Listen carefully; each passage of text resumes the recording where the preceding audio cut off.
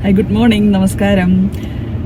ഇന്നലെ ഞാൻ സ്ട്രൈക്കാന്നൊക്കെ പറഞ്ഞില്ലേ, സ്ട്രൈക്കാന്ന് പറഞ്ഞെങ്കിലും നമ്മൾ 7 തൊട്ട് 9 മണി ജോലിക്ക് പോകണം കേട്ടോ. അപ്പോൾ ഞാൻ തുടങ്ങുന്ന 7:30. അപ്പോൾ ഞാനതുകൊണ്ട് 7:30 തൊട്ട് 9 മണി വരെ അവിടെ പോയി ജോലി ചെയ്യണം. നമ്മൾ നേഴ്സസ് സ്ട്രൈക്കാണെങ്കിൽ ന്യൂസിലൻഡ് നേഴ്സസ് ഓർഗനൈസേഷനിലുള്ള നേഴ്സസ് എല്ലാം സ്ട്രൈക്കിന് പോവുകയാണ്. അത് 9 മണി തൊട്ട് നാളെ രാവിലെ 9 മണി വരെയാണ്. അപ്പം 7 മണി തൊട്ട് 9 മണി വരെ നമ്മൾ ജോലിക്ക് പോകണം കേട്ടോ. അപ്പോൾ അതുകൊണ്ട് ഞാനിപ്പം ജോലിക്ക് പോയിക്കൊണ്ടിരിക്കുകയാണ്. 7 മണി തൊട്ട് 9 മണി വരെ അവിടെ നിൽക്കുക. 9 മണിയാകുമ്പം നമ്മൾ ജോലി കഴിഞ്ഞിറങ്ങും. എഴുന്നേറ്റ് നമുക്ക് വേണമെങ്കിൽ റാലിക്ക് പോകാം. ബസ്സൊക്കെ ഓർഗനൈസ് ചെയ്തിട്ടുണ്ട് സിറ്റിയിലേക്ക് റാലിക്ക് പോകാൻ വേണ്ടിയുള്ള. അപ്പോൾ അതിൽ വേണമെങ്കിൽ റാലിക്ക് പോകാം, സ്ഥലമുണ്ടെങ്കിൽ. അല്ലെങ്കിൽ നമ്മൾ സ്വന്തമായിട്ട് ഓടിച്ചു പോകാം.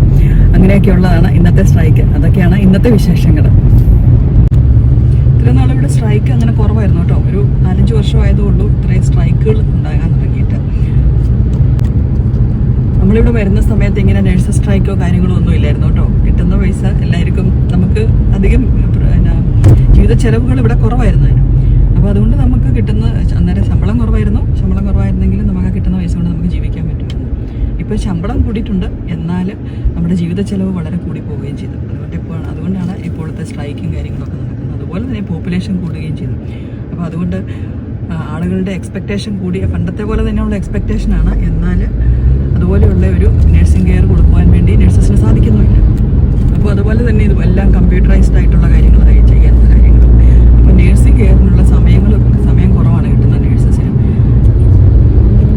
നഴ്സിംഗ് കെയറിന് ഉള്ള എക്സ്പെക്റ്റേഷൻ ഒട്ടും കുറഞ്ഞിട്ടില്ല, എന്നാൽ അതിനുള്ള സമയം കിട്ടുന്നില്ല എന്നുള്ളതാണ് നഴ്സസിൻ്റെ വാദം. എന്താണെന്ന് വെച്ചെങ്കിൽ പോപ്പുലേഷൻ ഒത്തിരി കൂടി. അതുപോലെ എന്നാലും പണ്ടത്തെ പോലെ തന്നെയാണ് നഴ്സിംഗ് റേഷ്യോ, നേഴ്സ് റേഷ്യോ എന്ന് പറഞ്ഞെങ്കിൽ 4 പേഷ്യൻ്റ് അല്ലെങ്കിൽ 5 പേഷ്യൻ്റാണ് നേഴ്സ് പേഷ്യൻ്റ് റേഷ്യോ. പക്ഷേ അത്രയും കാര്യങ്ങൾ ചെയ്തു തീർക്കാൻ 4 പേഷ്യൻ്റ് അല്ല 5 പേഷ്യൻ്റിൻ്റെ കാര്യം ചെയ്തു തീർക്കാൻ നേഴ്സസിന് ഇപ്പം സാധിക്കുന്നില്ല എന്നുള്ളതൊക്കെ ഇപ്പോൾ പറയുന്നത്. അപ്പം അങ്ങനെയൊക്കെയുള്ള കാര്യങ്ങളാണ് ഇന്നത് മെയിനായിട്ട് പറഞ്ഞത്. പേഷ്യൻറ്റിൻ്റെ സേഫ്റ്റി ഒരു മെയിൻ കൺസേൺ ആയിട്ടാണ് നേഴ്സസ് ഓർഗനൈസേഷൻ വെച്ചത്. സാലറിനേക്കാളും കൂടുതൽ വെച്ചിരിക്കുന്നത് നേഴ്സ് പേഷ്യൻ്റ് റേഷ്യോയുടെ കാര്യമാണ്.